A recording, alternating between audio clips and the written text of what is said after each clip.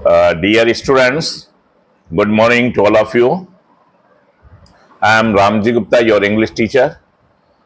आइए जो कॉम्प्रिहेंशन की मेरी एक्सरसाइज चल रही हैं सीरीज में यूट्यूब पर, उसमें now I am going to add one more today. एक बहुत ही अच्छा सा पैसेज आपको पढ़ाते हैं. थोड़ा ये पैसेज लेंदी है, बट कोई प्रॉब्लम नहीं, थोड़ा सा डिफिकल्ट भी है, लेकिन चलिए इसे अच्छे से पढ़ते हैं. ये हमारी लर्निंग को जो है और आगे बढ़ाएगा, कॉन्फिडेंस लेवल को भी आगे बढ़ाएगा. तो मैं आपको इस पूरे पैसेज का एक एक वर्ड, एक एक फ्रेज, एक एक क्लास सब समझाते हैं. ये थोड़ा एक सरमन टाइप का ये पैसेज है, मतलब आपको एक उपदेश दे रहा है राइटर, आपको एक ऐसी बात बताने जा रहा है जो रियली वास्तव में जो है हमें लाइफ में अपनानी चाहिए, जो कि है थोड़ा सा बहुत डिफिकल्ट उसे अपने बिहेवियर में लाना, लेकिन फिर भी राइटर का ये प्रयास है कि वो आपको एक काउंसलिंग दे रहा है, एडवाइस दे रहा है, और आपको जो है एक मैसेज देना चाह रहा है. तो आइए चलिए ये पैसेज पढ़ने से पहले हम ये मीनिंग पे थोड़ा आते हैं. मीनिंग में देखिए, नोटिस पहला है. नोटिस माने ध्यान देना. एज ए वर्ब नोटिस को यूज करेंगे, ध्यान देना. जहां भी आएगा हम आपको बताएंगे नोटिस, या एज ए नाउन, नाउन के रूप में या वर्ब के रूप में ये नोटिस यूज होगा. अलूफ, ये दूर, अलूफ का मतलब है दूर, एडवर्ब के रूप में यूज हो सकता है. कंसीव वर्ब के रूप में हो सकता है, विचार करना. प्रिजुडिस, प्रिजुडिस जो है पूर्वाग्रह है. जब आप किसी से पूर्वाग्रह से ग्रसित रहते हैं तो प्रिजुडिस. स्ट्राइव, स्ट्राइव माने प्रयास करना, वर्ब के रूप में. डिसआर्म वर्ब के रूप में होगा. आर्म से फिर डिसआर्म, ये जो है प्रीफिक्स करके डिस जो है ये वर्ड बना है, तेजहीन हो जाना. डिसआर्म का मतलब तेजहीन हो जाना. हॉस्टिलिटी, हॉस्टिलिटी जो है गुस्सा या क्रोध. इसी तरह से पिक, ये सब सिनोनिम्स है. PIQUE, पिक, ये भी गुस्सा, क्रोध या प्रकोप या असंतोष. रिसेंटमेंट, रिसेंटमेंट माने भी असंतोष, जब आप खिन्न रहते हैं. नेक्स्ट है डिस्पोज, ये जो है डिस्पोज माने धारणा रखना, किसी के बारे में कोई धारणा बना लेना या रखना. डेस्पाइज, DESPISE, डेस्पाइज माने जो है घृणा करना. और आइडल स्नीयर्स, IDLESNEER, आइडल स्नीयर्स माने उपहास, उपहास उड़ाने वाले लोग, तो ये आइडल स्नीयर्स हो जाते हैं नाउन फॉर्म में.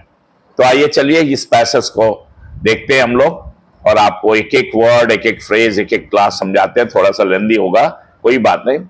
You seemed at first to take no notice of your school fellows. अब राइटर साहब जो है एक तरह से स्कूल के बच्चों से बात कर रहे हैं और कह रहे हैं यू सीम्ड, ऐसा प्रतीत होता है. कैसा प्रतीत होता है कि आप जो है क्या करते हैं शुरू शुरू में, एट फर्स्ट माने सबसे पहले, टू टेक नो नोटिस, आप ध्यान नहीं देते हैं. टू टेक इन्फिनेटिव है, नो नोटिस ये नो एडजेक्टिव, नोटिस नाउन, आप ध्यान नहीं देते हैं ऑफ योर स्कूल फेलोज, अपने स्कूल के सहपाठियों पर. राइटर साहब जो है नए नए स्टूडेंट्स ने मान लीजिए स्कूल में ज्वाइन किया, क्लास में गया, और भी बच्चे हैं, लेकिन सबसे पहला कह रहे हैं कि आपका हैबिट या आपका जो है एक स्वभाव क्या होता है कि आप शुरू शुरू में किसी और अपने स्कूल के फेलोज पे बिल्कुल ध्यान नहीं देते हैं. या कह सकते हैं rather to set yourself against them, और या फिर इसको अपेक्षा करते ये भी कहा जा सकता है कि आप to set yourself, reflexive pronoun है कि आप अपने को जो है सेट कर लेते हैं अगेंस्ट देम, यानी उनके विरुद्ध, यानी उनके प्रति जो है आप एक गलत रवैया अपना लेते हैं कि वो आपके अगेंस्ट में हैं, और जो है आप आपसे बात नहीं कर रहे हैं, तो आप जो है आप भी उनके अगेंस्ट में हो जाते हैं. बिकॉज क्योंकि दे वर स्ट्रेंजर्स टू यू, क्योंकि वे लोग जो है, जो दूसरे आपके क्लास फेलोज हैं, स्कूल फेलोज हैं, वो सब स्ट्रेंजर हैं, वो अजनबी हैं आपके लिए. अभी उनसे कोई भी आप उनके संपर्क में आए हैं, उनसे कोई इंटरेक्शन आपका नहीं हुआ है. तो पहला सेंटेंस ये हुआ, देखिए इसमें, how many classes are there. You seemed at first to take no notice of your school fellows, और rather to set yourself against them. यहां तक जो है एक क्लास हो गया. बिकॉज, क्योंकि दे वर स्ट्रेंजर्स टू यू, ये दूसरा क्लास है, बिकॉज यहां पर सबऑर्डिनेटिंग कंजंक्शन है और ये वर्ब जो है मेन वर्ब है। जैसे यहां पर सीम्ड मेन वर्ब था पास्ट इनफिनिटिव में फर्स्ट क्लास में, और यहां पर जो है स्ट्रेंजर्स। अब ये जो है कि टू टेक इन्फिनेटिव फ्रेज है, to take notice of your school fellows, अथवा इसी का ये और जो है इसी से जोड़ रहा है इन्फिनेटिव फ्रेज एक, या अपेक्षाकृत आप करते क्या है, to set your self against them, आप उनके विरुद्ध अपने को जो है अपने माइंड को या अपने पोस्चर को बना लेते हैं। क्योंकि आप जो है उन्हें आपके लिए वो स्ट्रेंजर्स हैं, दे वर स्ट्रेंजर्स टू यू। तो मेरे ख्याल से पहला सेंटेंस क्लियर हुआ। देखिए क्या थोड़ा सा ट्रिकी है। राइटर कह रहा है कि यू सीम्ड एट फर्स्ट, आप सबसे पहले तो ऐसा दिखाई देता है आपके बिहेवियर से, आपके पोस्चर से, आपके जो है चेहरे के हाव भाव से, कि आप जो है कोई नोटिस नहीं करते अपने स्कूल के साथियों पर। और या फिर उसको ऐसे भी कहा जा सकता है कि आप जो है आपने अपने आप को उनके अगेंस्ट में जो है बना लिया है, उनके विरुद्ध आप हो गए हैं, सिंपली बिकॉज, रीजन क्या है, क्योंकि वो आपसे बिल्कुल अपरिचित हैं, आप उन्हें अजनबी मानते हैं, भाई आपका बातचीत नहीं है, तो इस वजह से आप उनके प्रति जो है वो एकदम जो है एक ऐसा जो है रवैया रख लेते हैं कि उनके विरुद्ध रहते हैं। अब आगे देखिए, they knew as little of you as you did of them. अब देखिए जबकि वास्तविकता क्या है, दे न्यू, वो जो दूसरे बच्चे हैं या दूसरे आपके स्कूल फेलोज हैं, वो बिल्कुल भी नहीं जानते। एज लिटिल ऑफ यू मतलब आपके बारे में बिल्कुल भी नहीं जानते या उतना भी नहीं जानते एज, और आपकी भी स्थिति ऐसी है, उतना ही कम जानते हैं as you did of them, जितना आप उनके बारे में जानते हैं। अगर आप सोचते हैं वो आपके लिए स्ट्रेंजर्स है, तो उनके लिए भी आप स्ट्रेंजर्स है। ये कहना चाह रहा है इस सेंटेंस से कि वे जो है, जो दूसरे बच्चे हैं, वो आपके लिए उतना ही कम जानते हैं या उतने ही अजनबी आप उनके लिए हैं जितना कि आप उन्हें अजनबी समझ रहे हैं या उनके बारे में जितना कम जानते हैं। So that this would have been, ये बीन मुख्य क्रिया है, वुड हैव के साथ वर्ब की थर्ड फॉर्म, ए रीजन, और ये हो सकता है दिस वुड हैव बीन, और यही वास्तव में जो है एक रीजन रहता है, कारण रहता है, for keeping aloof from you as well. और इसी वजह से जो है हो सकता है कि वो ए रीजन, एक कारण हो सकता है फॉर कीपिंग अलूफ, की वो अलूफ रखते हैं फ्रॉम यू, आपसे दूर रहते हैं या आपसे बिल्कुल बात नहीं करते हैं, अकेले रहते हैं, क्योंकि कारण यही है, हो सकता है कि वो भी आपके बारे में बिल्कुल जानते नहीं है। Which you would have felt as a hardship. अब चूंकि वो आपसे बात नहीं कर रहे हैं, अलग रह रहे हैं, बिल्कुल अलूफ है, तो आप समझते हैं कि ये जो है आपको एक हार्डशिप फील होती है, आपको बुरा लगता है। कहने का सेंस ये, विच यू वुड हैव फेल्ट, जिसको आपने जो है महसूस किया होगा ऐसी स्थिति को एज ए हार्डशिप, एक हार्डशिप के रूप में, यानी आप अपने को परेशानी के रूप में देखते हैं और इसलिए आप उनके अगेंस्ट में रहते हैं, दूसरे बच्चों के। अब कह रहा है, देखिए ये जो एक साइकोलॉजी है चाइल्ड की या बच्चे की या स्कूल गोअर्स की, अब उसी बात को आगे बढ़ा रहा कि learn never to conceive a prejudice against others.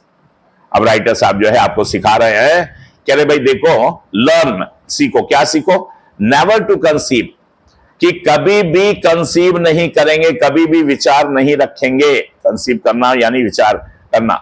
Never, learn सीखिए, नेवर टू कंसीव, कभी भी कंसीव ना करें। क्या चीज कंसीव ना करें? ए प्रेजुडिस, यानी कोई भी पूर्वाग्रह ना पालें, ये आपकी आदत नहीं होनी चाहिए। सीखिए इस हैबिट को जो है इम्बाइब करिए अपने कैरेक्टर और पर्सनालिटी में, कि कभी भी दूसरों के प्रति, अगेंस्ट अदर्स माने दूसरों के प्रति, कभी पूर्वाग्रह से आप ग्रसित नहीं होंगे और कोई भी इस तरह से विचार नहीं रखेंगे।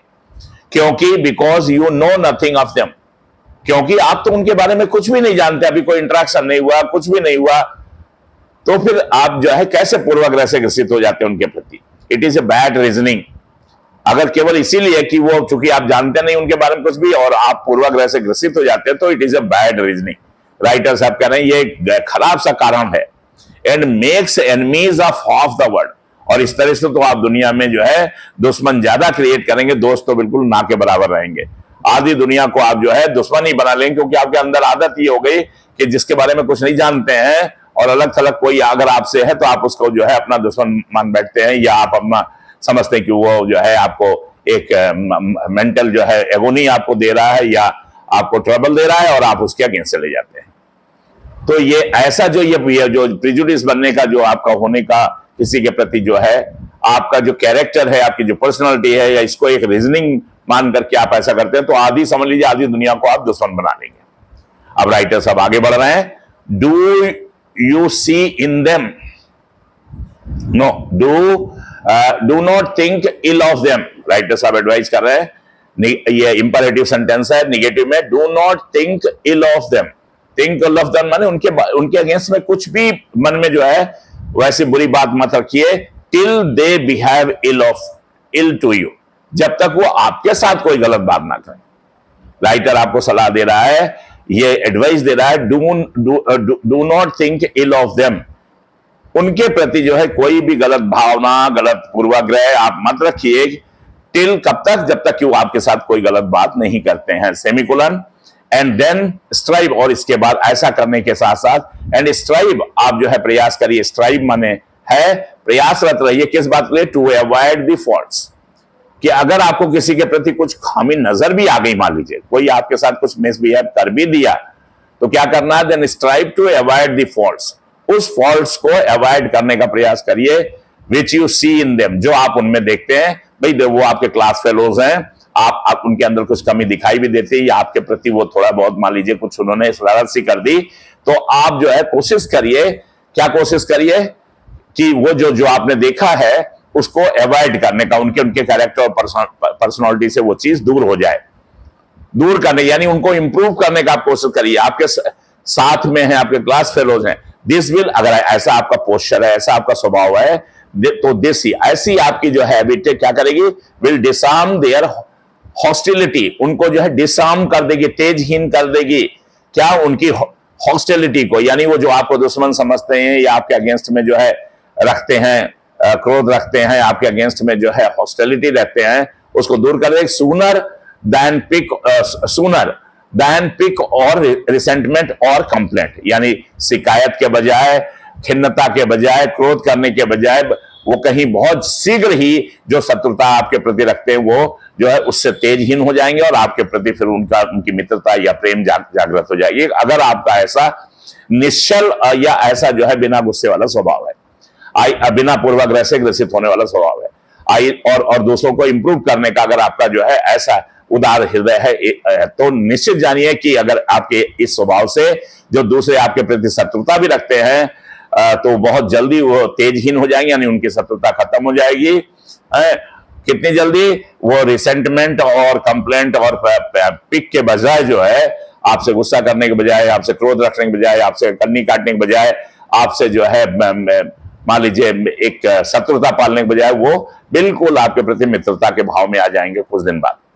आई thought you were dispose to criticise the, चलिए एक उदाहरण राइटर साहब कह रहे हैं कि मैं सोचता हूं, मेरे विचार से, you are dispose to criticise, आप जो है क्या करते हैं, आप जो है एक धारणा बना लेते हैं, you are dispose to criticise, आप एक धारणा बना करके क्रिटिसाइज करना है the dress of some of the boys, यानी कोई लड़के हैं जो क्लास में हैं, उनके ड्रेस को आपको क्रिटिसाइज करना है as not so good as your own, और केवल इसलिए उनको क्रिटिसाइज करना क्योंकि आपका जो ड्रेस है जो है, जैसा ड्रेस उनका नहीं है, आप हो सकता है अच्छा ड्रेस पहने हो थोड़ा, तो उनका ड्रेस थोड़ा आपसे जो है इंफीरियर का क्वालिटी का हो सकता है, तो बस उसी बात के लिए आप उनको क्रिटिसाइज करने के लिए उद्यत हो जाते हैं या तैयार हो जाते हैं और मन में धारणा बना लेते हैं कोई उनके अगेंस्ट। नेवर डिस्पाइज, अब राइटर साहब देखिए फिर आपको सलाह दे रहे हैं, नेवर डिस्पाइज, नेवर ये एडवर्ब है, डिस्पाइज वर्ब है, कभी भी घृणा मत पालिए एनीवन, किसी भी के भी प्रति, फॉर एनीथिंग, किसी भी चीज के लिए, और ऐसी चीज जिसमें वो असहाय हो, मान लीजिए अब सब अपने अपने इकोनॉमिक कंडीशन के हिसाब से भाई ड्रेस सबकी है, आपकी बहुत अच्छी ड्रेस है, ठीक है, आपकी अच्छी ड्रेस है, किसी की उतनी नहीं क्वालिटी वाली ड्रेस है, तो उसमें तो वो हेल्पलेस है ना, वो तो उनके पेरेंट्स ने सिलवा के दी है या जैसा भी उनके लिए अरेंज किया है। तो नेवर डिस्पाइज एनीवन, किसी को भी आप जो है डिस्पाइज ना करना, किसी से भी घृणा मत रखें, किसी भी ऐसी चीज के लिए that he can not help, जिसमें वो कुछ हेल्प नहीं कर सकते, वो असहाय हैं बेचारे, वो क्या कर सकते हैं इसमें। अगर आप सिर्फ अपने मन में सोच के कि उसके ड्रेस खराब है और आप अपने मन में उसके प्रति पूर्वाग्रह रखेंगे, या उसको छुएंगे नहीं या उसके पास नहीं जाएंगे, हमारी इस तरह का बिहेवियर हो जाएगा आपका, तो उसके लिए जो है वो क्या कर सकते हैं, वो हेल्पलेस है बेचारे। लीस्ट ऑफ ऑल, और इन सबसे ये जो बातें हैं लीस्ट ऑफ ऑल, इनसे तो सबसे कम एक बात और है कि फॉर हिज पॉवर्टी, किसी की भी गरीबी के लिए आप किसी को जो है डिस्पाइज नहीं करेंगे, घृणा नहीं करेंगे। वो गरीब है, वो आपसे इंफीरियर क्वालिटी का कपड़ा पहने हुए है, उसके पास बुक्स कम है, या उसके पास बैग जो है ऑर्डिनरी है, थैला है, केवल ये इन सब बातों के लिए, उसकी गरीबी के लिए तो बिल्कुल कतई भी राइटर यहां मना कर रहे हैं कि आप किसी को जो है डिस्पाइज या घृणा या किसी के प्रति जो है एलूफनेस नहीं शो करेंगे। आगे चलिए, I would wish you to keep up appearances yourself as a defence against the idle sneers of the world. I would wish, अब राइटर कह रहा कि मेरा तो इच्छा यह है कि आप जो है to keep up appearances yourself, आप अपना स्वभाव इस तरह से रखिए कि वो डिफेंस के रूप में काम करे, यानी आपका स्वभाव, आपकी अपीयरेंसेस, बाह्य जो है हाव भाव, प्रकटीकरण, वो इस तरह से रहे कि वो डिफेंस के रूप में काम करे अगेंस्ट दी, किसके विरुद्ध? अगेंस्ट दी आइडल स्नीयर्स, माने उपहास उड़ाने वाले लोग जो होते हैं ऑफ द वर्ल्ड, यानी दुनिया में जो उपहास उड़ाने वाले लोग हैं दूसरों का, जिनका यही स्वभाव होता है, ऐसे लोगों के विरुद्ध जो है एक डिफेंस के रूप में काम करेगा आपका अपना एक जो है अपीयरेंस, आपका हाव भाव, आपका जो है बिहेवियर, आपका बातचीत का तरीका, ये आपका एटीट्यूड।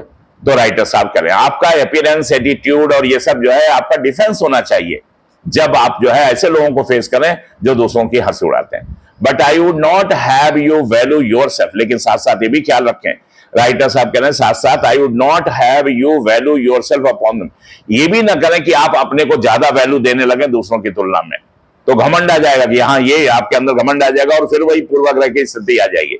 तो दोनों चीजें करिए कि आप अपने को डिफेंस भी करिए, जो दूसरे लोग जो है मान लीजिए उपहास उड़ाते हैं, ऐसे लोगों से डिफेंस का काम करेगा आपका पोस्चर, आपकी बातचीत, आपकी गंभीरता, आपका धैर्य, आपकी जो है तरीका, और एट द सेम टाइम ये भी कह रहे हैं कि आप ये भी मत करिए कि अपने को बहुत ज्यादा वैल्यू दे दीजिए, तो पता लगा कि आप जो है अपने को बहुत श्रेष्ठ मान करके और दूसरों को जो है डीमीन कर रहे हैं, दूसरों की अपनी आइडेंटिटी को, अपनी जो है महत्व को आप जो है डी वैल्यू कर रहे हैं, ऐसा भी मत करिए। वो भी after all they are also your class fellows, वो आपके जो है साथ रहते हैं। आई होप, अब राइटर कह रहा मुझे आशा है कि you will neither be the dupe, कि आप ना तो ड्यूप बनेंगे, neither be the dupe, dupe माने एक ऐसा व्यक्ति जो आसानी से धोखा खा जाए।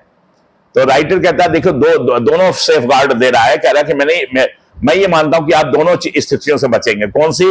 पहली स्थिति कि ऐसा नहीं आप ड्यूप बन करके नहीं रहेंगे कि कोई भी आपको धोखा देके चला जाए, और nor victim of vulgar prejudice, और ना ही आप जो है दूसरों के जो वल्गर प्रेजुडिसेस हैं, पूर्वाग्रह हैं, उनके शिकार होंगे, यानी दूसरे लोग जो है आपके प्रति कोई बुरी भावना भी नहीं रखेंगे, ऐसा उसके शिकार नहीं हो पाएंगे, और साथ ही साथ ऐसा भी नहीं होगा आपका स्वभाव कि आप जो है छल किए जाएं या आपके साथ जो है कोई धोखा हो जाए। हर चीज को समझेंगे, सेंसिबिलिटी पूरी होगी आपकी, लेकिन उसके साथ साथ जो है आप बहुत ही जो है एक नेक इंसान के रूप में रहेंगे, दूसरों में सुधार की भी आपकी प्रवृत्ति रहेगी, ये कहना चाह रहा है।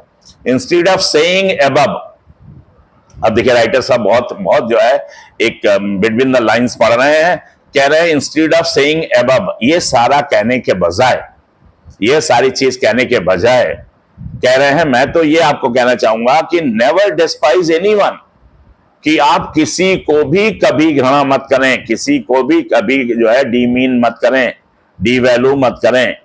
Never despise anyone for anything, किसी भी ऐसी चीज के लिए दैट ही कैनॉट, जिसमें वो असहाय है और वो कोई भी मदद नहीं कर सकता, या कोई भी वो उस परिस्थिति को चेंज करने में उसके हेल्पलेस है।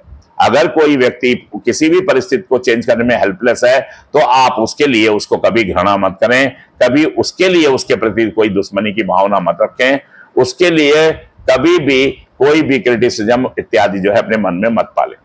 आई माइट हैव सेड, अब राइटर कह रहा कि मेरा कहने का तात्पर्य जो है ये हो सकता है, जो मैं कहना चाह रहा था, बहुत ऊपर बातें कही हैं, लेकिन जो समराइज कर रहा कि मैं कहना ये चाह रहा था कि नेवर डिस्पाइज एनीवन, किसी को भी, नेवर एडवर्ब है, डिस्पाइज माने क्या, never despise anyone at all, कि आप किसी भी व्यक्ति को किसी भी चीज के लिए बिल्कुल कभी घृणा करें ही ना, कुछ भी परिस्थिति हो। Never despise anyone at all, बिल्कुल भी ये डिस्पाइज शब्द आपके डिक्शनरी में ना रहे, कहना ये चाह रहा है। आपके स्वभाव रूपी डिक्शनरी में ये चीज आनी नहीं चाहिए। Never despise anyone at all, किसी को भी घृणा से देखना या उसको डी वैल्यू करना, डीमीन करना, ये ना रहे। क्योंकि ये फॉर मतलब क्योंकि सेमीकोलन के बाद ये फॉर है, क्योंकि contempt implies at triumph over.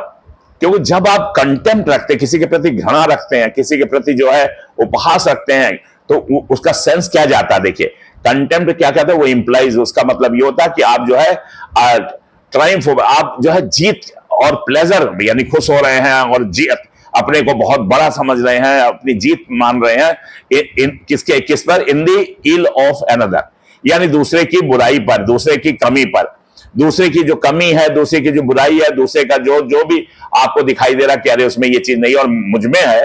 तो जब ऐसा विचार आ करके जैसे ही आता और आप उसके प्रति जो है कंटेम्पचुअस भाव से भर जाते हैं, यानी घृणा आपके मन में आ जाती है या उपेक्षा करने लगते हैं, तो इसका मतलब है कि आप अपनी जो आपके पास पोस्चर है या क्वालिटीज है या जो भी है उस पर आप जो है घमंड कर रहे हैं या उस पर विजयी मुस्कान फेंक रहे हैं या अपने को जो है बहुत विजेता के रूप में प्रस्तुत कर रहे हैं। कि नहीं, ये भी गलत है। किसी दूसरे की कमी पर, किसी दूसरे की कोई चीज पर आप जो है क्यों अपने अंदर गरूर और घमंड पैदा करें। बल्कि होना ये चाहिए कभी भी किसी व्यक्ति को जो है आप डिस्पाइज करें ही ना, घृणा करें ही ना, किसी के प्रति कोई डी वैल्यू या उसको डीमीन करने का कोई हैबिट आपका हो ही ना। इट मीन्स, इसका तात्पर्य क्या है। अब देखिए ये सब इतनी बातें बोलने के बाद कह रहा है इट मीन्स, इसका तात्पर्य यह है कि दैट की you are glad and congratulate yourself. अगर आप ऐसा करते हैं तो आप जो है बहुत खुश होते हैं। इसका सेंस ये है, आपका जो है बिहेवियर, आपका जो है आइडियोलॉजी या आपका थिंकिंग या आपका आउटलुक कैसा है कि आप बहुत खुश होते हैं और बल्कि आप कंग्रेचुलेट करते हैं, बधाई देते हैं। किसको? खुद को, यानी अपनी पीठ थपथपाते हैं। किस बात के लिए? ऑन देयर फेलिंग, दूसरों की कमियों के लिए और दूसरों की मिसफॉर्चून्स माने आपत्ति विपत्तियों के लिए। दूसरे लोग विपत्तियों में हैं या कमियों में हैं या मान लीजिए वो लोग असफल रहते हैं या किसी कारण से उनमें वो चीज नहीं है, आपके अंदर कुछ उनसे थोड़ी श्रेष्ठता या विशेषता है, तो बस उसी को लेकर के आप अपने को जो है बहुत कंग्रेचुलेट करते हैं या अपना खुश हो जाते हैं। ये चीज राइटर इसको इस तरह की प्रवृत्ति को जो है वो काउंटर कर रहे हैं और समझा रहे हैं कि नहीं, आपका समभाव होना चाहिए और कभी भी किसी दूसरे को जो है उसकी कमियों के लिए, उसकी मिसफॉर्चून्स के लिए आप अपने अंदर जो है गरूर या घमंड मत लाएं और उसके प्रति जो है डिस्पाइज मत लाएं। बल्कि अगर आपसे हो सके तो उसकी कमियों को दूर करने का, उसकी मुसीबतों में साथी बनने का या उसको हेल्प करने का प्रयास करें। अगर वो भी ना हो पाए तो कम से कम एक समभाव रखें और जो है आप उस चीज को लेकर के अपने अंदर गरूर और घमंड पैदा करके उसको डिस्पाइज करें, घृणा करें। ये चीज, ऐसा आपका जो आउटलुक, नजरिया या बिहेवियर रहेगा तो वो जो है एक गलत चीज है और उसमें दुश्मन ज्यादा होंगे, दोस्त कम होंगे। तो इस तरह से राइटर जो है एक तरह से ये एडवाइस कर रहा है स्टूडेंट्स को जो अपने क्लासमेट्स के साथ या क्लास फेलोज के साथ जो है इस तरह का जो है एटीट्यूड रखते हैं और पूर्वाग्रह से ग्रसित हो जाते हैं, प्रेजुडिस से ग्रसित, वो बिल्कुल इस चीज को जो है डिनाई करें कि आपका स्वभाव ऐसा होना ही नहीं चाहिए। तो मेरे ख्याल से आज ये वीडियो और लंबी हो जाएगी। क्वेश्चन आंसर खाली हम पढ़ देते हैं, फिर किसी दिन इसको हल कराएंगे। देखिए क्वेश्चन पहला है, give a suitable title to the above passage, यानी जो ऊपर का पैसेज है उसका एक टाइटल लिखिए, शीर्षक लिखिए। शीर्षक में कोई वर्ब नहीं होता, कोई सब्जेक्ट नहीं होता, फ्रेजेस फॉर्म में अधिकतर होते हैं। आर्टिकल होगा, क्वालिफायर होगा, हेडवर्ड होगा, इस तरह से कोई नाउन होगा। तो ऐसा टाइटल बनाइए। Give a summary of the above passage, इस पैसेज की समरी। देखिए बड़ा पैसेज है, अगर मान लीजिए इसमें जो है 15 लाइनें हैं तो आप उसको 7-8 लाइनों में जो है उसकी समरी बनाइए 50% में। तो गिव ए समरी माने सारांश, संक्षेप, ऊपर के पैसेज का एक संक्षेप में जो है समरी लिखिए। Explain the underlined portions in the passage, underlined यानी जो लाइनों जिसके नीचे लाइनें खींची गई हैं, जैसे ये कीप अप अपीयरेंसेस या strive to avoid the faults which you see in them. तो ये जो लाइनें हैं इनको आप अपने शब्दों में एक्सप्लेन करिए, ये कह रहा है राइटर। और क्वेश्चन नेक्स्ट है, who is writing to whom, कौन किसको लिख रहा है। तो आपको क्लियर ही हो गया कि कोई जो है टीचर है या मान लीजिए प्रिंसिपल है या कह सकते हैं कोई काफी विद्वान व्यक्ति है, साइकोलॉजिस्ट है, जो हमको बच्चों को समझा रहा है कि उनको कैसा जो है बिहेवियर रखना चाहिए अपने स्कूल फेलोज के साथ। तो who is writing to whom, कौन किसको लिख रहा है इस पैसेज में, ये चीज क्लियर हो जाएगी। What would you call this kind of writing? इस तरह की राइटिंग को आप स्पीच कहेंगे या डायरी कहेंगे या लेटर कहेंगे या ये सरमन कहेंगे? तो मेरे ख्याल सरमन कहना ज्यादा अच्छा है, क्योंकि इसमें बहुत सीख दी गई है, बहुत बातें बताई गई। हो सकता है वो प्रैक्टिकली संभव भी ना हो, लेकिन फिर भी वो एडवाइस की गई है कि अगर आप अपने जो है कैरेक्टर को रियली एक बहुत ही फाइन ट्यूनिंग देना चाहते हैं अपने बिहेवियर को, पर्सनालिटी को, तो आपका पर्सनालिटी बिहेवियर जो है वो एक लविंग बिहेवियर हो जाएगा बाय ऑल। सभी लोग उसको जो है प्रेम करेंगे, आपके बिहेवियर को, आपके एटीट्यूड को, आपके टेम्परामेंट को, आपकी पर्सनालिटी को। तो ये थोड़ा सा डिफिकल्ट लेकिन फिर भी एडवाइस है। आगे आइए, what reasons does the author give? लेखक क्या क्या रीजन बताता है for not harbouring A prejudice against, दूसरों के प्रति जो है प्रेजुडिस को ना हार्बरिंग किया जाए, यानी ना रखा जाए। जैसे हार्बर होता है जहाज, बंदरगाह जहाज पे खड़े रहते हैं, तो आप जो है प्रेजुडिस को अपने माइंड में रख करके, अपने हृदय में रख करके दूसरों के प्रति जो है आप मन में जो है खटास रखें। तो इसके लिए राइटर ने क्या क्या कारण दिए हैं कि नहीं, इसको नहीं करना चाहिए, ऐसा नहीं होना चाहिए। तो ऑथर ने जो है तमाम रीजन दिए, उन रीजन को लिखिए कि क्यों नहीं ऐसा हार्बर करना चाहिए प्रेजुडिस अगेंस्ट अदर्स। बल्कि वो तो कहता है कभी किसी को डिस्पाइज करी नहीं किसी भी कारण के लिए। तो इस कंक्लूजन पे कैसे पहुंच रहा है, वो रीजंस क्या क्या दे रहा है, उसके क्या क्या हानियां हैं। ठीक है, तो मेरे ख्याल से ये इस वीडियो को यहीं एंड अप करेंगे। Thank you very much, God bless you.